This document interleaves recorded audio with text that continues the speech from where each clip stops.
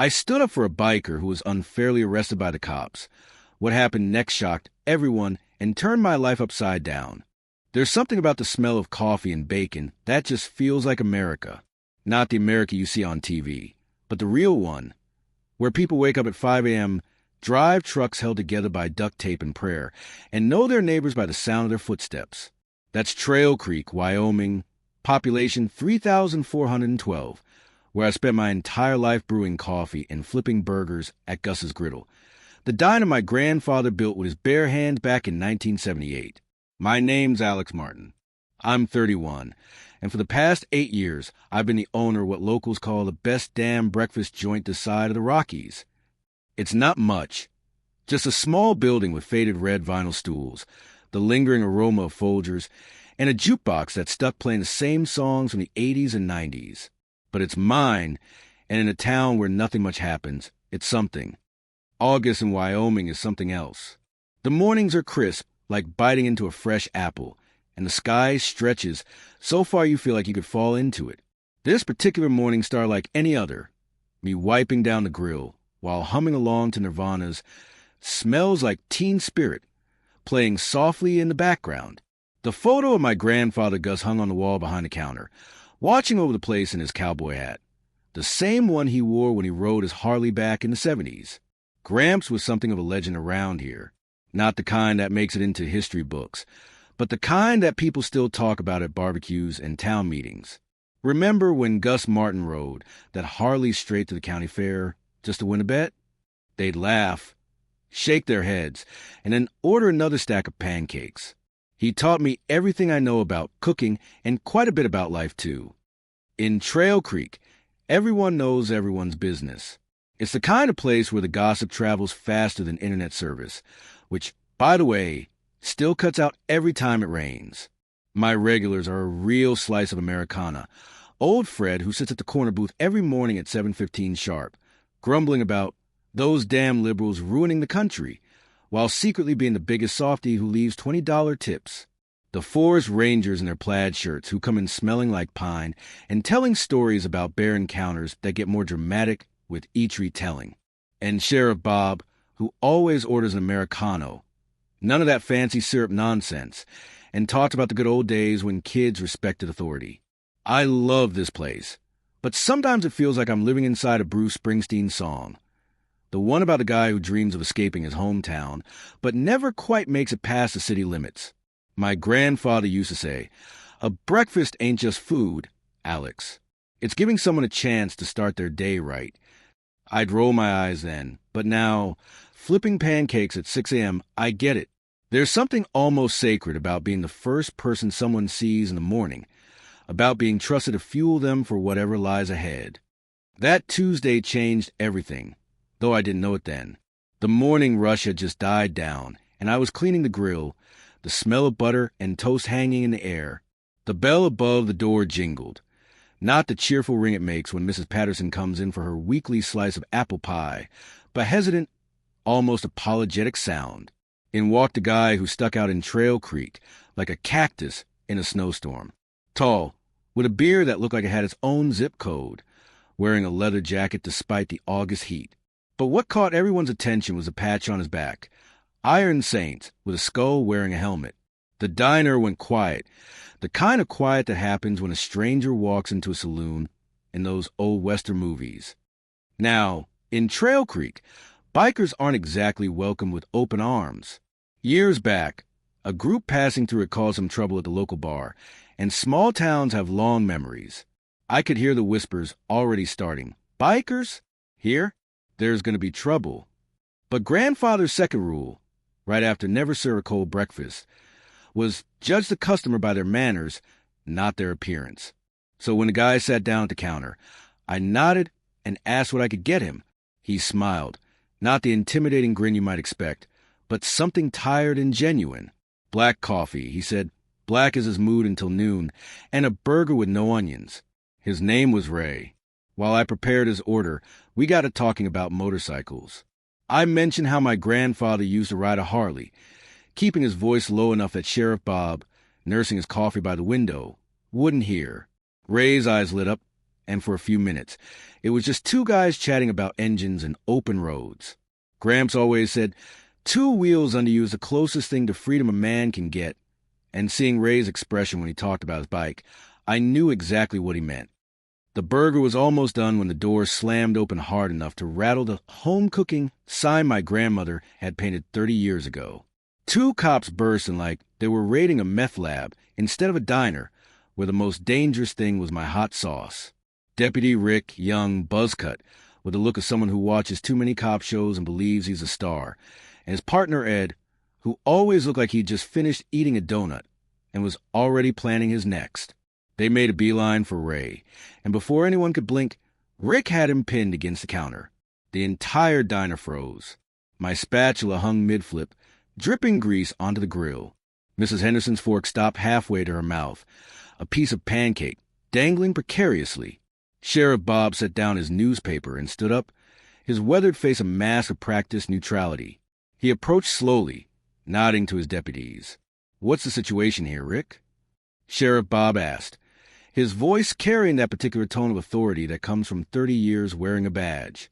Rick explained in hushed tones that Ray matched the description of a suspect wanted 2 counties over for some trouble at a bar, showing the sheriff something on his phone. Bob studied the screen, then Ray, his eyes narrowing slightly before he gave Rick a curt nod of approval to proceed. The sheriff then stepped back, a silent observer lending his authority to the situation without getting his hands dirty. Rick was practically snarling as he told Ray he was on their list. No explanation, no warrant, just brute force and a badge. I could see Ray's hands trembling, but his face remained calm, almost resigned. He wasn't fighting back or arguing, just silently taking it. My waitress Kelsey, 22, college dropout, obsessed with Billie Eilish, but secretly keeps an Aerosmith poster in her locker, had already pulled out her phone and was filming everything. Smart kid, always thinking ahead. When I asked what exactly Ray had done, Rick turned his attention to me, his face flushed with the special kind of authority that comes from having a gun and not enough supervision. He told me to stay quiet, that this wasn't some Netflix show I could just watch for entertainment. But there was something wrong with the whole scene, no warrant in sight, and Ray's eyes didn't show the defiance of a criminal, just the resignation of someone who's been here before. And that's when I heard my grandfather's voice in my head, clear as day. Justice isn't complicated, Alex. It's standing up for those who can't stand for themselves. My heart was pounding like Kurt Cobain's drums, and my palms were sweating. But before I could second-guess myself, I was moving between Ray and the cops. I'm not a brave person. I've never been in a fight since Jimmy Larson punched me in 7th grade for saying his science project looked like something his dog threw up. I don't even argue when people order well-done steaks. But in that moment, holding nothing but a greasy rag, I told 2 armed officers to get out of my diner unless they had a warrant. The silence that followed was deafening.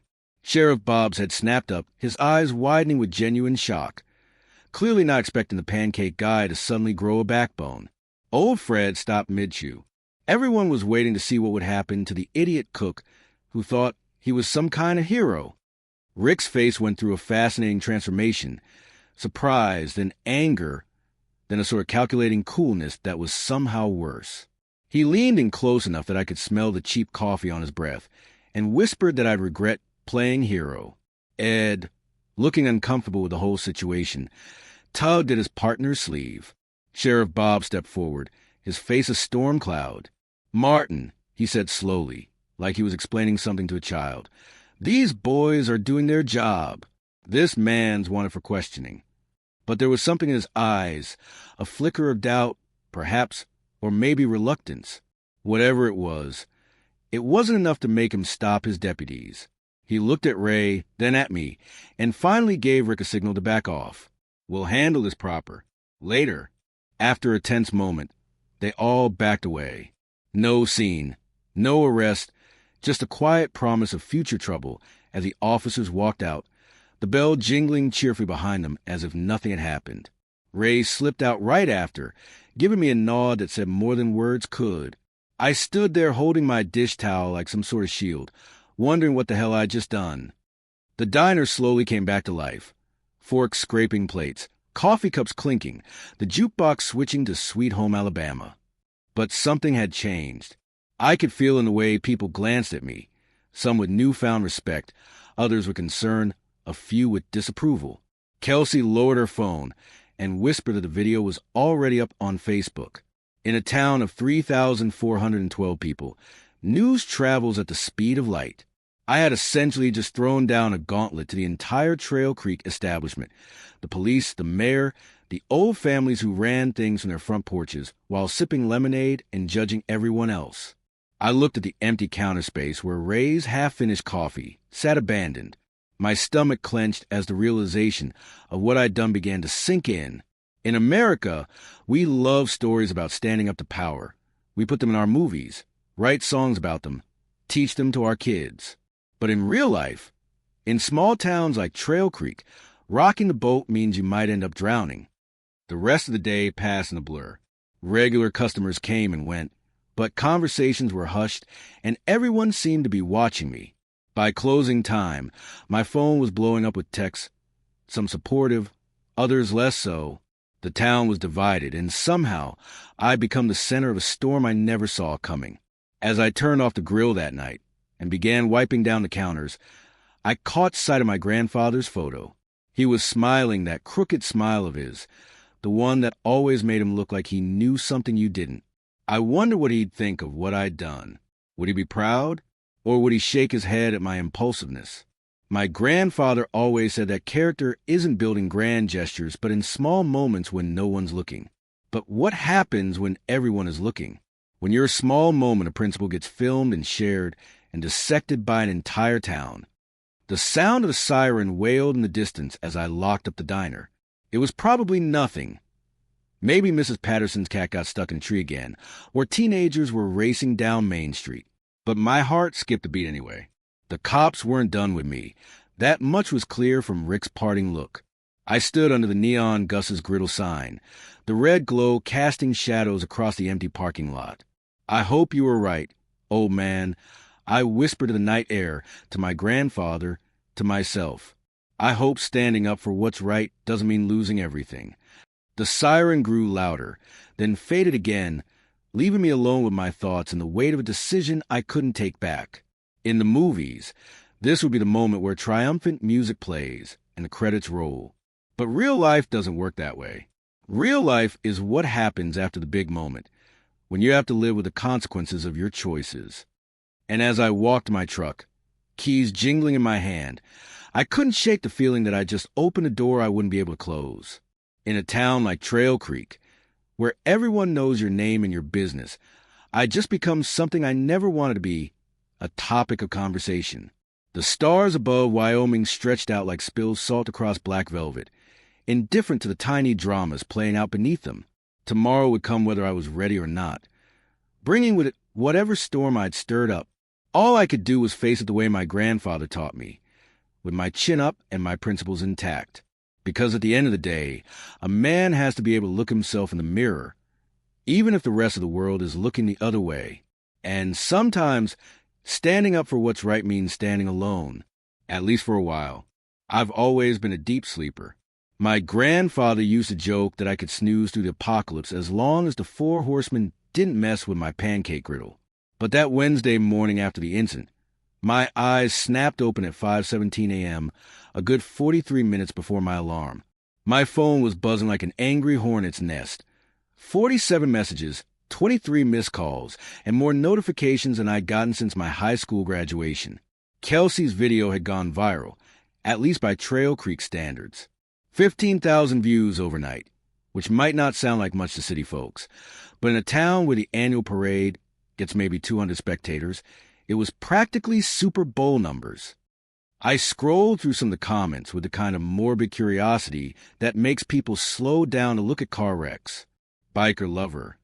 Traitor. Always knew that Martin kid wasn't right.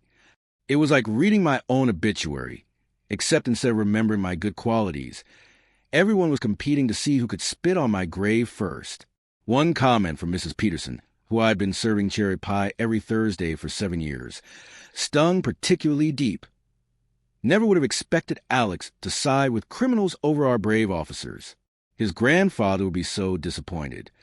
That was the thing about small towns. People didn't just know your business.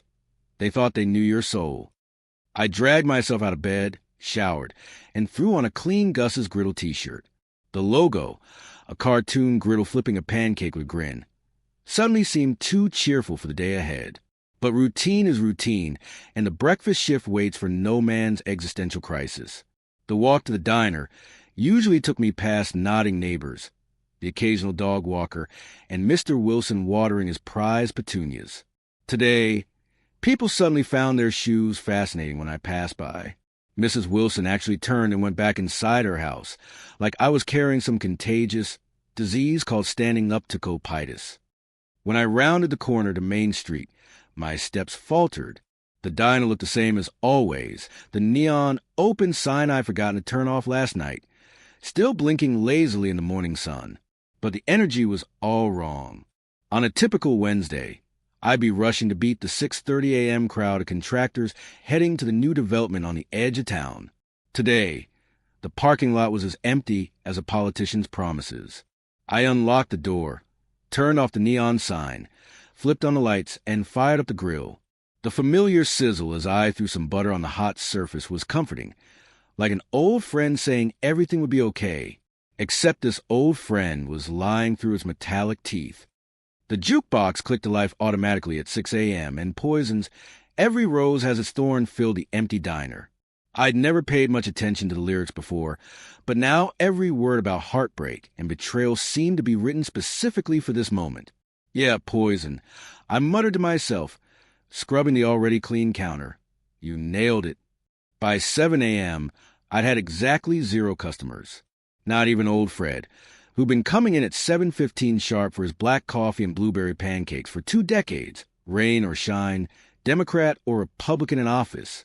The man had come in during a blizzard that had shut down half the county, claiming that a little snow never stopped Americans before, and it sure as hell wasn't going to stop his breakfast routine. But apparently, serving coffee to a biker was where he drew the line. At 7:30, Kelsey pushed through the door, her pink hair catching the morning light. She looked like she'd slept about as well as I had, but she'd still lined her eyes with perfect cat-eye makeup, like armor against the world. "So," she said, tying her apron behind her back, "we're officially the town pariahs. Dad says you're worse than the guy who tried to put a wind farm on Carlton Hill, and he really hated that guy." I managed a smile that felt more like a grimace. Does this mean no Employee of the Month award for me?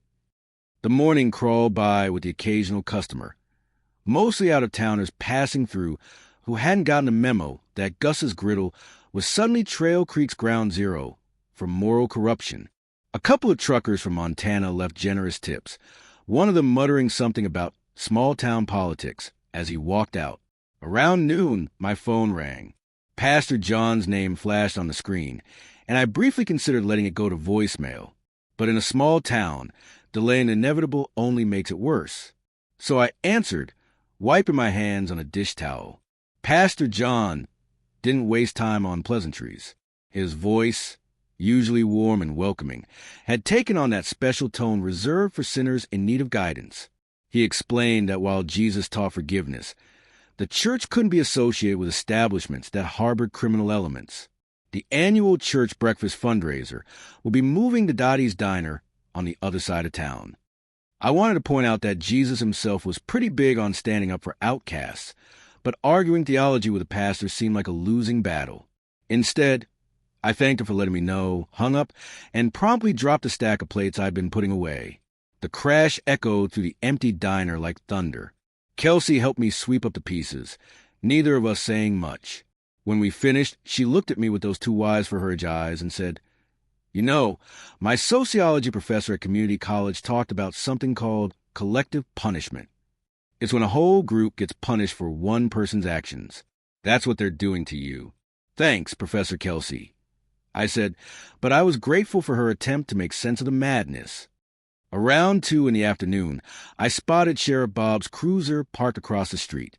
He sat there for a good hour, sipping coffee from a to-go cup that definitely wasn't from my diner, just watching. Not coming in, not driving away, just a reminder that I was being watched.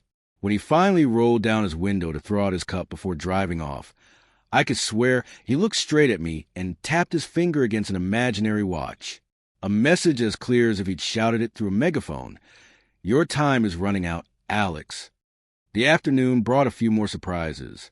The health inspector, who usually showed up once a year after sending a courtesy notice, suddenly appeared, clipboard in hand, ready for a routine check. He found 3 critical violations that had somehow escaped his notice during his visit just 2 months ago. The mail brought a letter from the Trail Creek Business Association informing me that my membership was under review. The electric company called about a possible discrepancy in my account. It was like the entire town had synchronized their watches and decided today was Make Alex Martin's Life Hell Day. By evening, my jaws ached from forcing smiles and my hands were raw from stress cleaning every surface in the diner. Kelsey and I sat at the counter, eating burgers that I cooked more out of habit than necessity. The day's sales wouldn't cover the cost of keeping the lights on, let alone ingredients or wages. My dad says I should quit. Kelsey said suddenly, dipping a fry into a pool of ketchup. Says this place is going down faster than the Titanic, and I shouldn't go down with it. Something cold settled in my stomach that had nothing to do with the milkshake I'd been nursing. He's probably right. Kelsey snorted, a very unladylike sound that somehow made me feel better. Dad also thinks crypto is a communist plot and that aliens built the Denver airport, so his track record on being right isn't stellar. She swiped another fry through my ketchup instead of her own, a habit that usually annoyed me but now felt strangely comforting in its normalcy. Besides, I believe in you, Alex. You're like Kurt Cobain, but with a spatula instead of guitar. I laughed for what felt like the first time in days. Not sure that's a compliment, considering how things ended for him. You know what I mean. She rolled her eyes. You're not afraid to go against the system. We spent the next hour reminiscing about the 90s. Me talking about my prized Nirvana cassette collection, her about the Tamagotchi pet she'd managed to keep alive for record periods of time. It was nice, this little bubble of normalcy in the midst of chaos. Talking about nothing important while the world outside decided our fate. Around 8:30, I sent Kelsey home despite her protests. There was no point in both of us standing guard over an empty diner. I promised her I'd close up soon, but the truth was, I couldn't face going back to my empty apartment with nothing but my thoughts for company. I was wiping down the counters for probably the 20th time that day when I remembered something my grandfather used to tell me about the summer of '86, when a fleet of truckers got stranded in Trail Creek due to a landslide on the highway. The townspeople had treated them like an invading army, refusing service at the local motel and restaurants. Everyone except Grandpa Gus, who kept the diner open 24/7 for 3 days straight, serving coffee and meals to men who just wanted to get home to their families. Honor isn't doing what's easy when everyone's watching, he'd told me. It's doing what's right when everyone's screaming no. The memory brought an unexpected lump to my throat. My hands trembled slightly as I continued wiping the already spotless counter. Was that what I'd done? The right thing? Or had I just blown up my life and livelihood for nothing? I was so lost in thought that I nearly jumped out of my skin when the bell above the door jingled at exactly 10 p.m. I'd forgotten to lock up, a rookie mistake in the current climate. But instead of angry townsfolk with pitchforks, or whatever the modern equivalent might be, angry Yelp reviewers with smartphones, a single figure stood in the doorway. He was tall and broad-shouldered, with the kind of weathered face that told stories without speaking a word. His gray beard was neatly trimmed, and he wore a leather vest with the same Iron Saints patch that Ray had worn. But on this man, the patch was accompanied by others, military insignias, ride badges from across the country, and a small American flag on his chest pocket. His eyes were the kind that had seen things, bad things, most likely, but had somehow managed to hold on to a quiet dignity. Vietnam, if I had to guess from his age, maybe the first Gulf War. They don't make eyes like that from easy living. He walked up to the counter with the measured steps of someone who'd learned that rushing rarely improves situations. Without speaking, he placed a business card on the counter between us. It was simple, just the name Jack and the word Montana underneath it. No phone number, no email, no fancy logo. The card of a man who believed his name should be enough. "We saw the video," he finally said, his voice a low rumble like distant thunder. "You stood up for one of our brothers when nobody else would." I wasn't sure what to say to that. I just did what seemed right. Sounded too much like false modesty. And it was nothing would have been an obvious lie given the day I just had.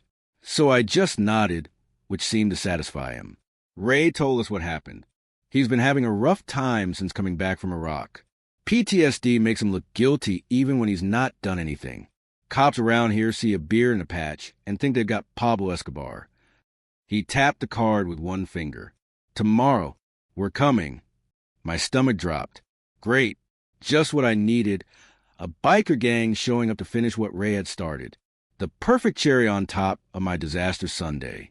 Jack must have read the panic on my face, because something that might have been a smile briefly crossed his face. "Not like that.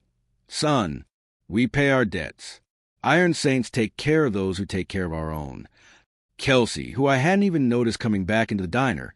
She'd probably forgotten her phone. The girl would forget her head if it wasn't attached. Whispered from behind me, "Alex, this is either our salvation or we're in some kind of Hollywood Western standoff." After Jack left, I locked the door behind him and flipped the sign to closed with hands that weren't quite steady. The card sat on the counter like a promise or a threat. "Tomorrow. They're coming." What do you think he meant? Kelsey asked, gnawing at her lower lip, a habit from childhood she never quite kicked. "I have no idea," I answered honestly. "But I guess we'll find out tomorrow." She nodded, then gave me a quick, unexpected hug before heading out the back door to her car. "For what it's worth, I think your grandfather will be proud." I finished closing up alone, my mind spinning with possibilities. Would the Iron Saints come to trash the place in some misguided attempt at revenge against the town? Would they stage some kind of protest that would only make things worse? Or was Jack planning something else entirely? The not knowing was almost worse than the town's judgment. Almost. I stepped outside into the cool Wyoming night, looking up at stars so bright and numerous they put city lights to shame. The vastness of that sky had always made my problems seem smaller, more manageable. Tonight, though, even the endless cosmic expanse couldn't diminish the weight pressing down on my shoulders. "Grandpa," I whispered to the stars, to the memory of the man who built this diner with his own hands. "If this is part of your plan, I sure hope it works." I locked the door and turned to walk to my truck, keys jingling in my hand. And that's when I heard it, the distant but unmistakable rumble of a motorcycle engine somewhere in the night. It wasn't close, maybe on a highway at the edge of town, but in the stillness of midnight in Trail Creek, it carried like a promise, or a warning. I stood there for a long moment, listening as the sound faded and then disappeared completely, like a coming storm that you can feel in your bones before the first drop of rain falls. Whatever tomorrow brought, it was already on its way, moving toward Trail Creek and Gus's Griddle with the certainty of fate. And I would be here, waiting, with nothing but my grandfather's words and a greasy spatula to face it. I've always been more a night owl than an early bird, but that Thursday morning, I was up before the sun. Sleep had been a losing battle anyway, tossing and turning while my mind played out worst-case scenarios like a paranoid Netflix series. By 4:30 a.m., I gave up and headed to the diner. The streets of Trail Creek were deserted, the kind of empty that makes you hear echoes of your own footsteps. The red biker lover graffiti on my door looked even more aggressive in the beam of my flashlight. Someone had taken the time to make the letters drip like blood. Artistic vandals, only in America. Inside, I went straight to work like a man possessed. If bikers were coming, whether to help or harm, they'd be hungry. And in my family, we've always believed that good food is a universal peace offering.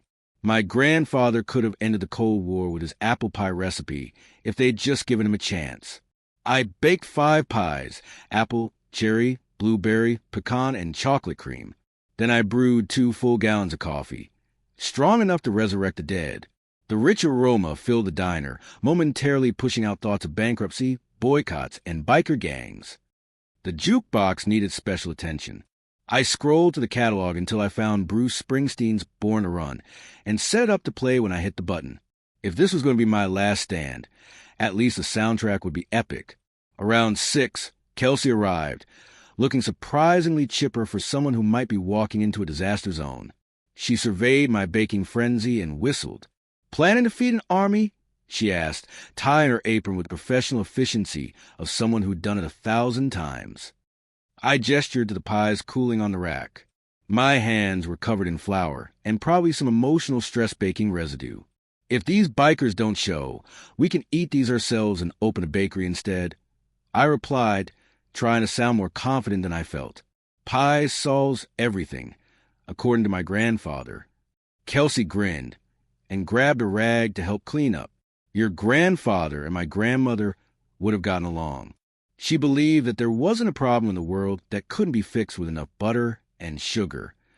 By 8 o'clock, we were ready. The grill was hot, the coffee was fresh, and the pies were displayed like magazine covers. All we needed were customers, preferably ones who wouldn't trash the place. But the street outside remained quiet. No rumbling engines, no leather-clad saviors, no curious locals, just the occasional car passing by, drivers purposefully avoiding looking our way, as if Gus's Griddle had become radioactive overnight. "Maybe they sleep until noon?" I suggested, wiping down the already spotless counter for the 10th time. Kelsey was about to respond when we felt it more than heard it, a vibration running to the floorboards, making the silverware rattle slightly against the counter. Then came the sound, growing from a distant rumble to a thunderous roar that seemed to shake the very foundation of Trail Creek. I rushed to the door, Kelsey right behind me, and stepped onto the porch just as the first motorcycles rounded the corner onto Main Street. And they kept coming, and coming, Harleys of every model and year, chrome gleaming in the morning sun, engines harmonizing in a mechanical symphony that probably had half the town diving under their beds. The riders were a diverse crowd. Young guys with sleeve tattoos and wraparound sunglasses, middle-aged men with weathered faces, even a few women with leather jackets and determined expressions. But they all shared one thing, the Iron Saints patch proudly displayed on their backs. I counted 20 bikes, then 40, then lost track completely. They filled the parking lot, lined the street, and spilled over to the empty lot next door where the old hardware store used to be. It was like someone had dropped a motorcycle convention in the middle of Trail Creek. Jack, the gray-bearded veteran from last night, dismounted first and approached me with the steady gait of a man who'd faced scarier things than small-town diners. The crowd of bikers parted for him like the Red Sea for Moses. "Morning," he said simply, as if bringing 100 bikers to a boycotted diner was the most normal thing in the world. "Got room for breakfast?" The next hour was a blur of activity. Bikers filled every seat, booth, and stool, with more waiting patiently outside. They ordered everything: pancakes, eggs, hash browns, burgers, yes, at 8:30 in the morning, and demolished my carefully prepared pies in what seemed like seconds. I worked the grill like a man in a trance, flipping pancakes and cracking eggs with the speed and precision of someone who'd found his true calling. Sweat dripped down my back, the heat from the grill turning the kitchen into something resembling a sauna, but I couldn't stop grinning. Kelsey darted between tables with the agility of an Olympic athlete, taking orders and delivering plates. Her pink hair was gradually losing its perfect styling, but her smile never faltered. Even when she had to squeeze past a guy who looked like he bench-pressed Harleys for fun, she maintained the poise of a seasoned pro. That guy introduced himself as Tank, and I quickly understood why. He was built like a human brick wall, with arms thicker than my legs and a neck that seemed to be missing in action, his head just sort of merging with his shoulders. But his laugh was surprisingly gentle, a rumbling chuckle that shook his entire frame. He wolfed down 4 stacks of pancakes and declared them better than anything Gordon Ramsay could make, though he added that I shouldn't start yelling at him like the famous chef does on TV. The line got a laugh from everyone within earshot, and for a moment, it felt like a normal day at Gus's Griddle, just with more leather. Every biker who paid left a $50 tip. Every single one. By mid-morning, the tip jar overflowed to the point where Kelsey had to empty it twice. When I tried to protest that it was too much, an older woman biker with salt and pepper hair simply shook her head and said, "You're one of us now, Alex." Jack found me during a rare lull, when I stepped out from behind the grill to grab more eggs from the fridge. He leaned against the counter, sipping his third cup of coffee, watching the organized chaos with quiet satisfaction. "We Iron Saints aren't what people think," he explained without being asked. "We're not a gang. We're a family. Most of us are veterans. Some are first responders. Others just folks who found community on the road." He nodded toward a younger guy by the window, nursing a coffee. It took me a second to recognize Ray, the biker from 2 days ago who had started this whole chain of events. He looked different today, less haunted, more present. "Ray served 3 tours in Iraq," Jack continued. "Got a Purple Heart and PTSD for his trouble. Those cops who came after him, they had him confused with someone else. Happens a lot when you got tattoos and ride a bike." I felt something shift inside me, a confirmation that my instincts had been right that day. Not that I needed justification for basic human decency, but it was nice to know the universe occasionally rewarded doing the right thing. As the morning wore on, I noticed movement outside the windows. Trail Creek residents were gathering across the street, staring at the biker takeover with expressions ranging from fear to curiosity to outright hostility. Someone must have called the local news, because a van from the Riverdale Gazette pulled up, a reporter and photographer jumping out with the excited energy of people who rarely get to cover anything more dramatic than bake sales and zoning disputes. Kelsey nudged me, showing her phone screen. Someone had posted a TikTok of the bikers at Gus's Griddle. It was picking up steam. 500,000 views in under an hour, with comments pouring in from across the country. Hashtag Bikers for Breakfast is trending, she announced with a grin. We're famous. Around noon, the bell above the door jingled again, but instead of another biker, in walked Sheriff Bob. The diner fell silent, the kind of deadly quiet that precedes earthquakes and bar fights. He stood just inside the entrance, hand resting casually near his holster, surveying the leather-clad crowd with practiced neutrality. Jack set down his coffee cup and moved to intercept him, the two men sizing each other up like gunfighters in an old western. The tension in the room could have been cut with a knife and served as an extra side dish.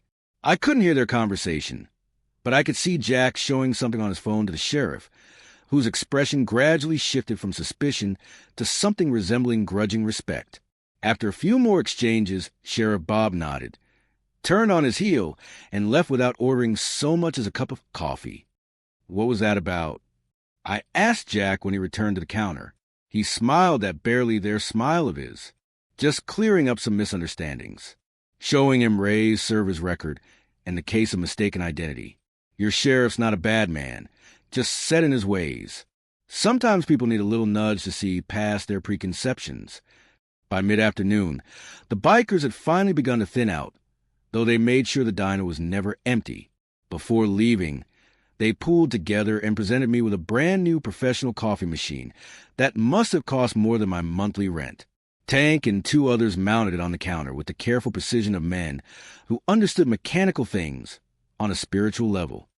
As if that wasn't enough, they hung an Iron Saints flag on the wall next to my grandfather's photo, with the words, "Honors the Road," embroidered below their logo.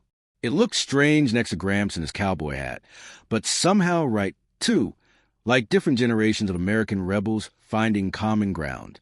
I found myself standing next to Ray as the new flag went up. He looked better today, steadier, more present in his own skin.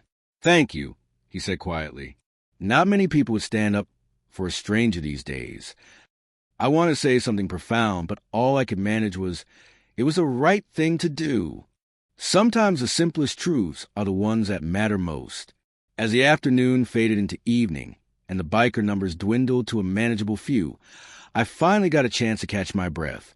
Kelsey slumped onto a stool next to me, her feet propped up on another chair, looking exhausted but exhilarated. "You know what this reminds me of?" she said, gesturing around the diner at the remaining bikers, the new coffee machine, the flag. Those movies where the underdog suddenly finds unexpected allies, and everything turns around. I laughed, wiping sweat from my forehead with a dish towel. Does that make me the Karate Kid of short-order cooks? More like the Rocky Balboa of pancakes, she replied with a grin. Also, you're a hero, Martin. I snorted, flicking the towel at her playfully. Hero? I just didn't want cops messing up my grill. But deep down, I knew this was about more than burgers and pancakes. It was about standing up for something when it counted. As the day finally wound down and the last of the bikers prepared to leave, Jack introduced me to one final visitor, a man who stood out among the leather-clad crowd like a penguin at a motorcycle rally. He wore a crisp business suit, carried a leather briefcase, and had the polished appearance of someone who had stepped off Wall Street rather than a Harley. This is Ted, Jack explained. He owns a chain of biker-friendly diners across Texas. Heard about what happened here and wanted to meet you personally. Ted's handshake was firm, his smile practiced but genuine. He looked around the diner with the appraising eye of someone who saw potential where others might see just worn vinyl and aging fixtures. Your story is gold, Alex, he said, getting straight to the point. A small-town cook stands up for what's right, gets boycotted by his own community, then saved by the very people everyone feared? That's American mythology in the making. He placed a business card on the counter, much fancier than Jack's simple one from yesterday. I want to turn Gus's Griddle into a franchise across America. Think about it. Your grandfather's recipes and your story from coast to coast. I'm particularly interested in putting one on Route 66. The quintessential American road deserves a diner with some real backbone. I stood there, spatula still in hand, feeling like the floor had suddenly dropped out from under me. This morning, I was worried about making rent this month. Now, someone was talking about franchising my grandfather's diner across the country. Take some time to think about it, Ted said, clearly sensing my overwhelm. I'll be in touch. But don't wait too long. Stories like yours have a shelf life. After everyone had finally left and Kelsey had gone home, exhausted but happier than I'd seen her in months, I found myself alone in the quiet diner. I looked at my grandfather's photo on the wall, at his knowing smile and confident stance. Did you see this coming, old man? I whispered to the photograph. Is this what you had in mind when you taught me to stand up for what's right? His eyes in the photo seemed to twinkle with that mischievous look he'd get when one of his life lessons finally clicked for me. I could almost hear his gravelly voice saying, "Sometimes the best journeys start with a wrong turn, Alex." I touched the frame gently, a lump forming in my throat. I think I'm ready, Grandpa. Ready to take Gus's Griddle beyond Trail Creek. Outside, the stars were coming out over Wyoming, the same stars my grandfather had gazed at decades ago when he was building his dream one pancake at a time. Now it was my turn to dream bigger. Life comes at you fast.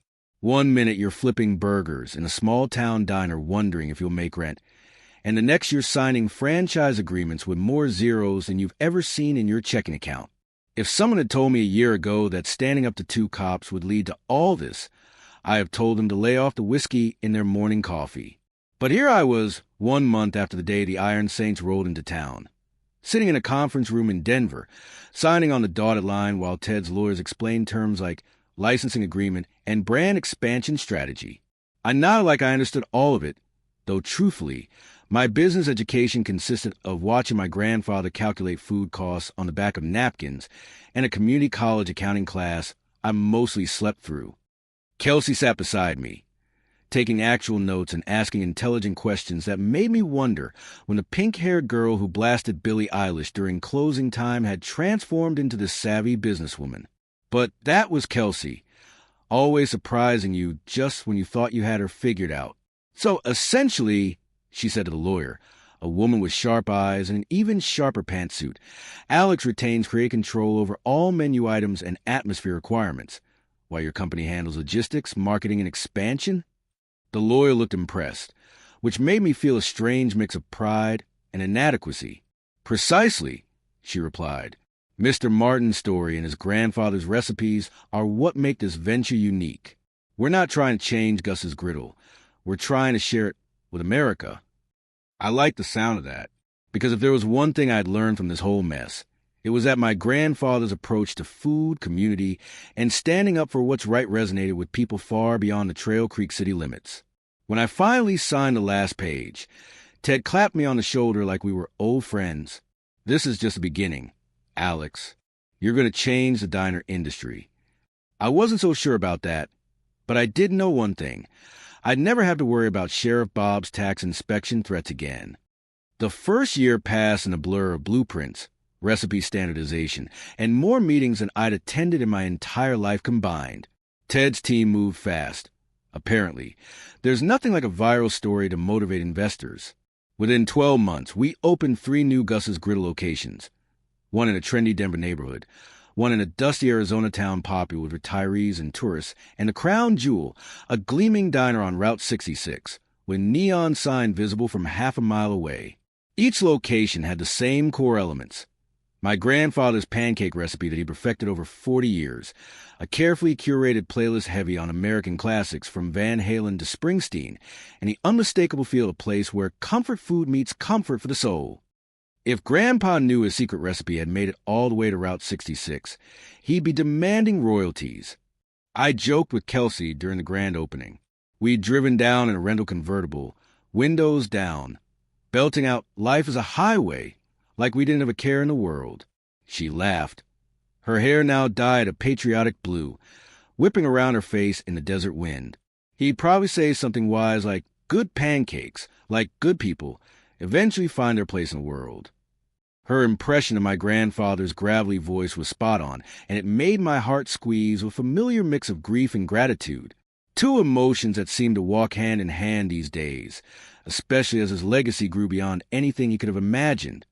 Back in Trail Creek, things had changed too. The boycott had faded like yesterday's news when the first magazine article about the diner that defied a town hit newsstands.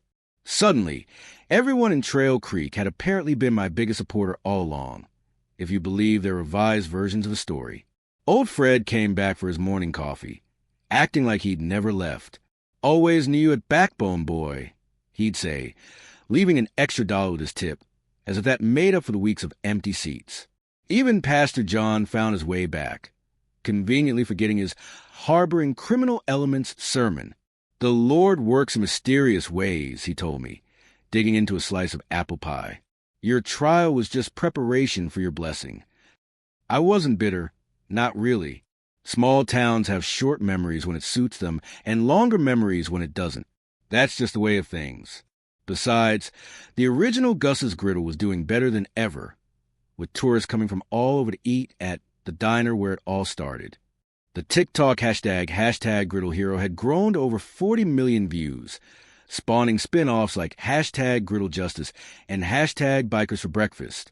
People would drive hundreds of miles out of their way on road trips just to try the Burger of Honor, a double cheeseburger with bacon and special sauce that Kelsey had indeed named Sheriff's Tears on the official menu.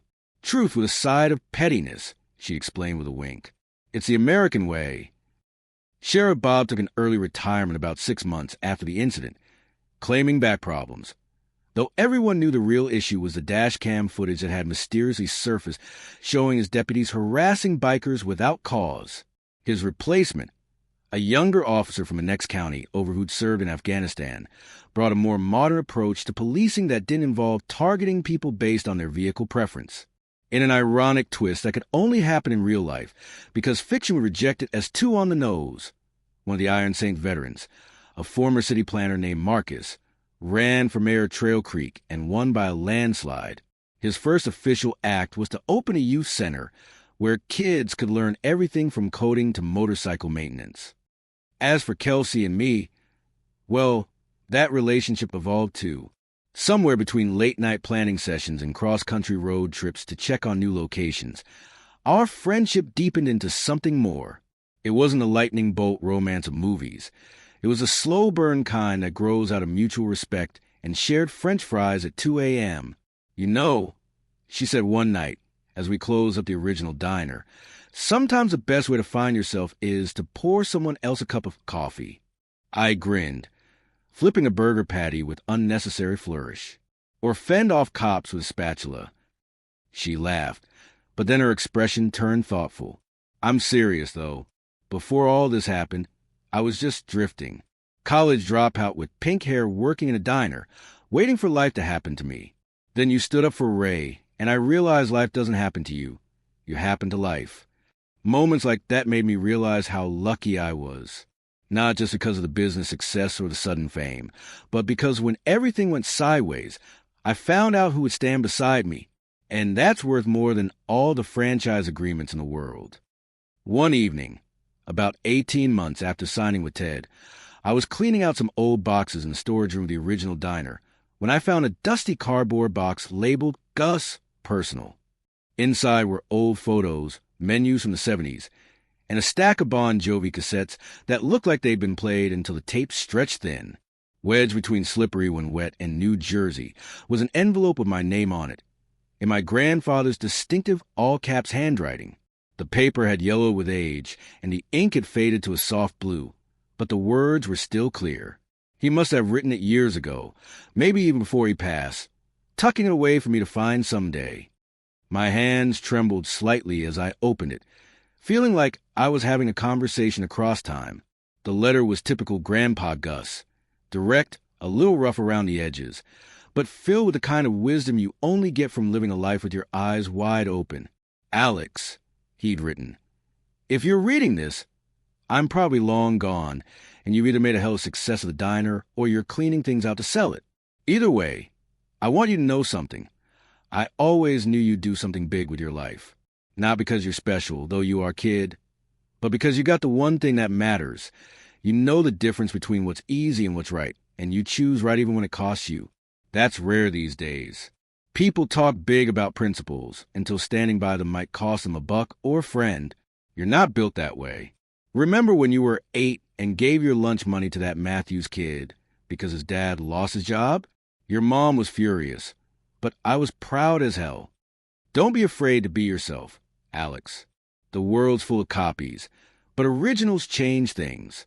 And whether you keep flipping burgers or end up running for president, remember that a man who stands for nothing will fall for anything. Love you, kid. See you on the other side someday. Grandpa Gus. I sat on an upturned milk crate, reading and rereading the letter until tears blurred the words. Outside, the diner buzzed with the evening crowd. Kelsey's laugh occasionally rising above the chatter, but in that small storage room, it was just me and my grandfather having one last conversation. The next morning, I flew to Arizona for the grand opening of our newest location. The event had turned into something of a media circus, with local TV stations, food bloggers, and even a crew from a national morning show setting up equipment before dawn. I was doing a sound check for my short speech when a familiar rumble of motorcycles approached from a highway. A line of Harleys pulled into the parking lot, the morning sun glinting off their chrome. The riders dismounted in a choreographed dance they clearly performed thousands of times before. And there, removing his helmet, was Ray, the man whose coffee order had changed everything. He looked different now, healthier, steadier, with clear eyes and a full beard that was neatly trimmed rather than the wild growth from our first meeting. He walked over and pulled me into a bear hug that smelled of leather and the open road. When he stepped back, his eyes were suspiciously bright. "You didn't just save my coffee that day, Alex," he said quietly, so only I could hear. "You saved my faith in people. Made me believe again that sometimes someone will stand up just because it's right." What could I say to that? Sometimes life hands you moments too big for words. So I just nodded, my throat tight with emotion, and led him and his fellow riders to a table reserved especially for the Iron Saints, the best seats in the house. The opening was a smash success, with lines stretching around the block. People ordered burgers of honor and took selfies with the neon sign that read Gus's Griddle, where honor's always on the menu. Ted's marketing team had outdone themselves, but beneath the slick slogans and professional signage, the heart of the place remained pure Gus. Good food served with dignity and a side of standing up for what's right. That evening, after crowds had thinned and the news crews had packed up, I drove back to the original diner in Trail Creek. It was a Tuesday night, quiet except for a few regulars nursing coffees and picking at slices of pie. Kelsey was wiping down tables, humming along to Bon Jovi on the jukebox. a new addition to the playlist in honor of my grandfather. I walked out onto the front porch, my grandfather's letter folded carefully in my pocket. The neon open sign cast a warm red glow across the wooden boards. The same porch where I'd stood that fateful morning watching 100 bikers roll into town. The same porch where, years earlier, my grandfather had taught me to sweep properly, explaining that the way a man keeps his front porch tells you everything about how he lives his life. The stars above Wyoming were as bright as ever, an endless canopy of light stretching from horizon to horizon. In the city, you forget how many stars there really are, millions upon millions, each one burning its own path through the darkness. Kelsey joined me, her hand slipping naturally into mine as she leaned against my shoulder. "Penny for your thoughts, Franchise King?" I smiled, the letter a gentle weight in my pocket. "Just thinking this is only the beginning, old man." I whispered the last part to the stars, to my grandfather, to the universe at large. Kelsey squeezed my hand, somehow understanding exactly who I was talking to. "He'd be proud, you know." "Yeah," I nodded. "I think he would." The next 2 years flew by like pages ripped from a calendar in an old movie montage. Gus's Griddle went from local curiosity to national phenomenon. We opened 15 more locations across the country, each one maintaining the spirit of the original while adapting to its community. The Denver location added green chili to the menu. The Florida one served key lime pie alongside my grandfather's apple recipe. National Geographic ran a feature called How a Wyoming Diner United America, complete with glossy photos of bikers and businessmen sharing tables. The Iron Saints flag hanging proudly next to my grandfather's photo in the original location. The Saints themselves had taken the spirit of Gus's Griddle on the road, launching Kindness on Wheels, a program where they delivered meals to homeless veterans and at-risk youth from Montana to Texas. Jack called occasionally to give me updates, his gruff voice softening when he talked about the difference they were making. "Your grandfather would say pancakes are the best way to change the world," I joked during one such call. "Man might have been onto something," Jack replied. "Breaking bread together is the oldest peace treaty in human history." I received an award from the governor, with my grandfather honored posthumously for his contributions to Wyoming culinary heritage and community building. The ceremony was held in the Capitol, with a crowd of people who'd never met him applauding his life's work. It felt surreal but right, like his values had finally found the audience they deserved. Back in Trail Creek, I used some of the franchise proceeds to open a home for single mothers, remembering how my own mom had struggled after my dad left. The building stood across from the original diner with a sign that read, "Serving up second chances." Inside the diner, I hung a new plaque, "We serve pancakes and justice," a joke that had become our unofficial motto. Every evening, the diner filled with an eclectic mix of people. Bikers planning charity rides, families with sticky-fingered kids, tourists seeking the authentic Gus's experience, and locals who now claimed they'd always known I was destined for greatness. One Tuesday evening, Tank, the mountain of a man who'd installed our first fancy coffee machine, came in with a little girl about 7 years old. She had his eyes, but thankfully not his build, her small frame practically vibrating with excitement as she clutched a folded piece of paper. "Uncle Tank says you're a hero," she announced, handing me the paper with the solemn importance only children can muster. I unfolded it to find a crayon drawing of a figure wielding what appeared to be a giant spatula like a sword. The stick figure wore an apron and had an unmistakable speech bubble saying, "No warrant, no service." I laughed, thanking her for the portrait, while Tank beamed with the pride of an uncle who has successfully mythologized his friends to impressionable youth. The drawing went up on the Wall of Fame, right next to magazine covers and celebrity photos.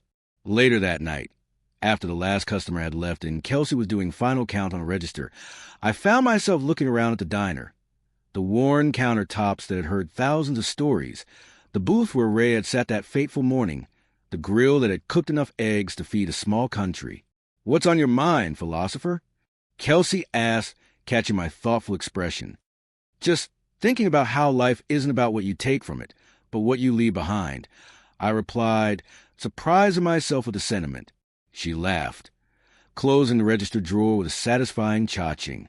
"You sound just like your grandfather. Maybe that's his real legacy. I replied, the thought clicking into place like the final piece of a puzzle. In my head, I could almost hear his voice. Breakfast is trust, Alex. Never forget that. When someone sits at your counter first thing in the morning, they're trusting you to start their day right. As we locked up and stepped outside into the cool night air, the neon sign cast its warm glow over Main Street. Somewhere in the distance, I heard the unmistakable rumble of a Harley, probably one of the saints heading home after a late ride. And in that moment, with Gun's End rose a sweet child o' mine, playing softly from the jukebox inside, with Kelsey's hand in mine and the stars overhead, I felt a perfect clarity, the kind that comes rarely in life, when all the pieces suddenly make sense. I had just poured a cup of coffee for someone who needed it, and somehow that simple act had changed everything. The neon lights blinked in the darkness, a beacon for travelers seeking warmth and welcome. The stars twinkled overhead, eternal witnesses to our brief human dramas. And somewhere out on the highway, a motorcycle roared, the sound of freedom, of the open road, of America itself.